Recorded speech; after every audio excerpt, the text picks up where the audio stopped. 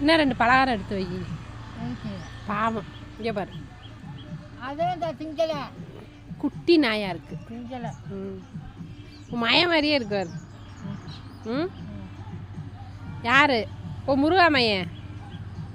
இங்கே பாரு, அது மாதிரியே மெதுவாக சாப்பிடுவார். பலகாரம்லாம் எடுத்து போட்டாரு.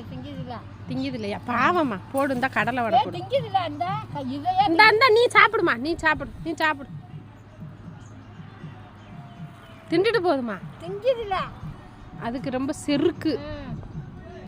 அவங்களுக்கு உளுந்த உடைய திங்கலையா?